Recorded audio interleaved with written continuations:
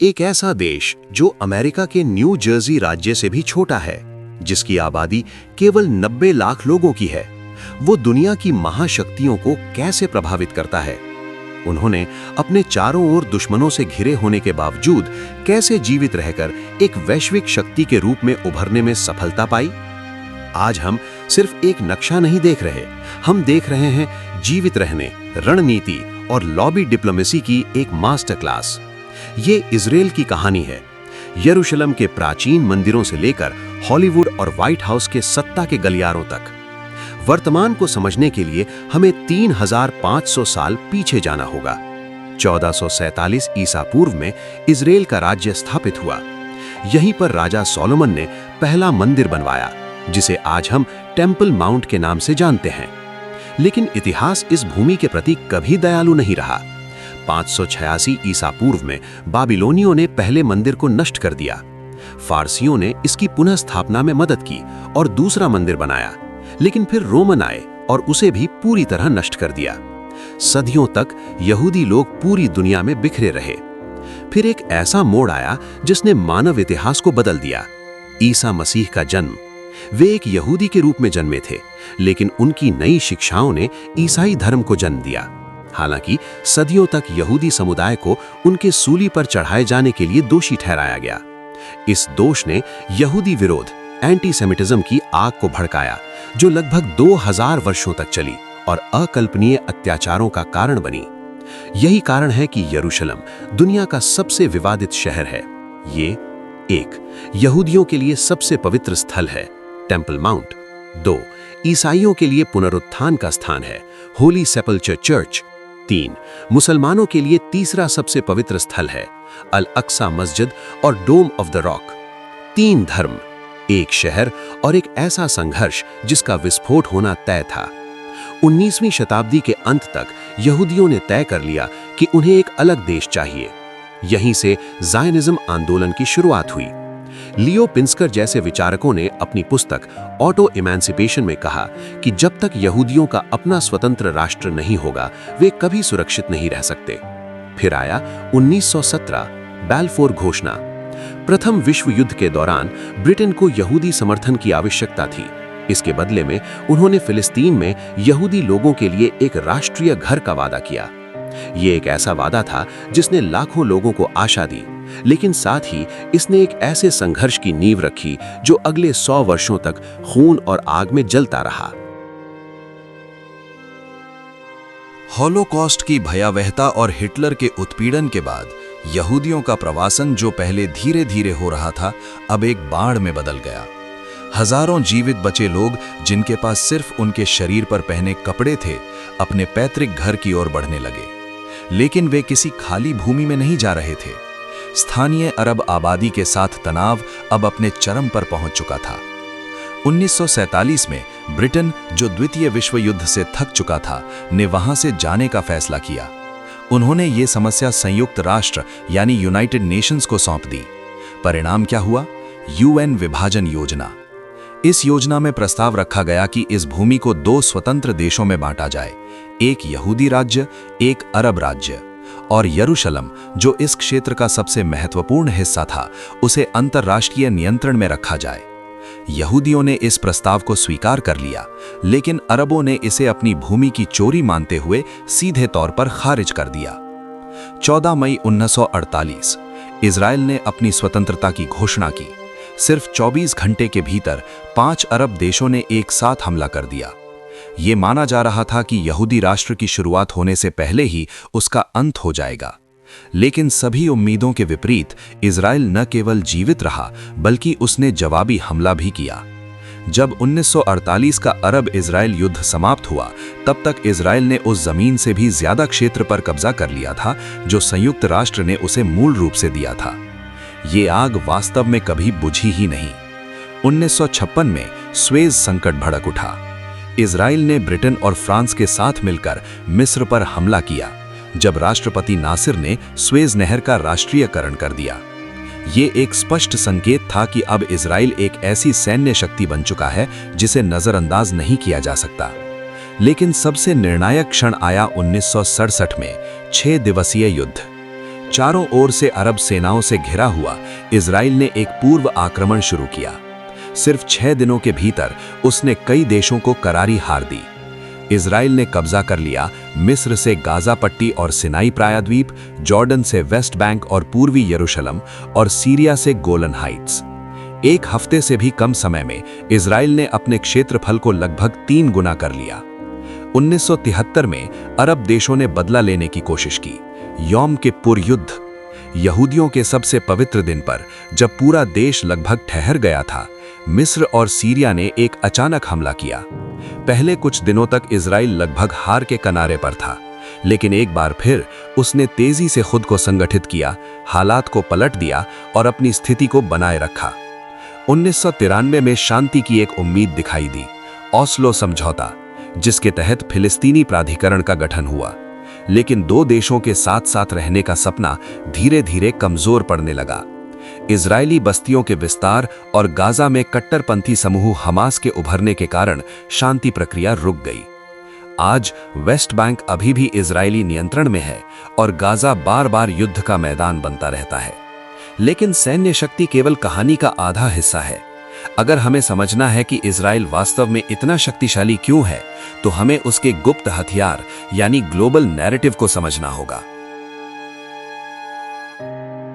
Israel एक ऐसा राष्ट्र है जो एक बात किसी से भी बेहतर समझता है। युद्ध केवल टैंकों से नहीं जीते जाते, उन्हें नैरेटिव यानी कहानी और धारणा से जीता जाता है।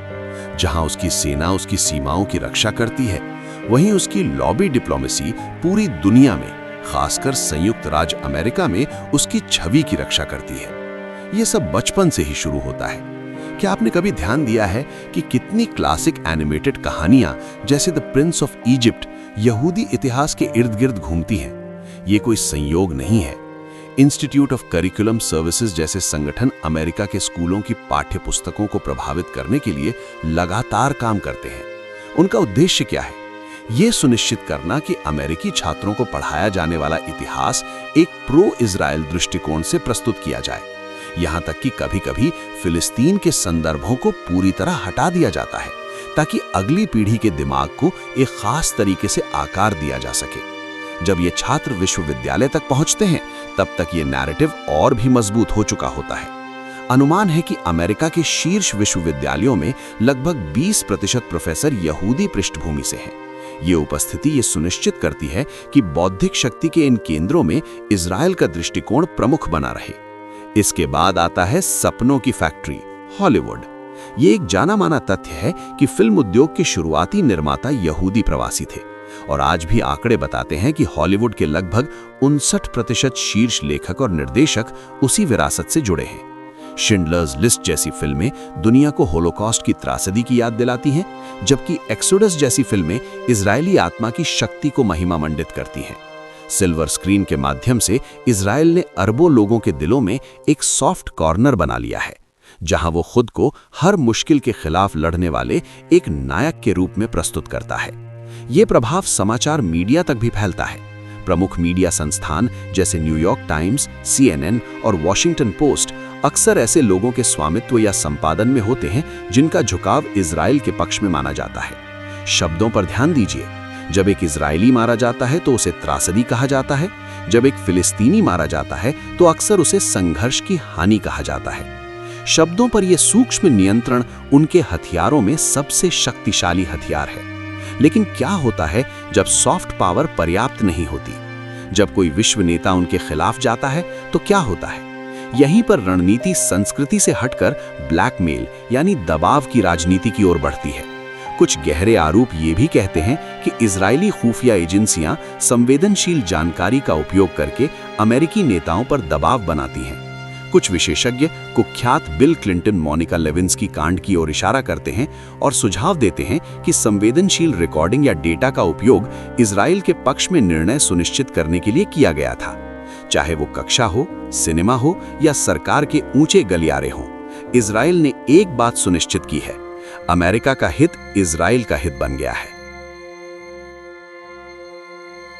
यदि हॉलीवुड और मीडिया को सॉफ्ट पावर कहा जाए तो राजनीतिक लॉबी को हार्ड पावर कहा जाता है। अमेरिकी राजनीति की दुनिया में एक ऐसा नाम है जिससे हर राजनेता डरता भी है और सम्मान भी करता है। AIPAC, American Israel public affairs committee. AIPAC केवल एक लॉबी नहीं है, ये एक राजनीतिक महाशक्ति है। इसके पास इतनी वित्तीय ताकत है कि ये संयुक्त राज्य अमेरिका के लगभग किसी भी चुनाव को प्रभावित कर सकता है। यदि कोई उम्मीदवार इजराइल के खिलाफ बोलता है तो AIPAC उसके प्रतिद्वंद्वी के अभियान में करोड़ों डॉलर लगा सकता है, ताकि एंटी इजराइल आवाज कांग्रेस तक पहुंचने से पहले ही दबा दी जाए। वॉशिंगटन में अक्सर कहा जाता है, आप इजराइल के खिलाफ चुनाव नहीं लड़ते, आप उनके साथ लड़ते हैं, या फिर आप चुनाव लड़ते ही नहीं हैं।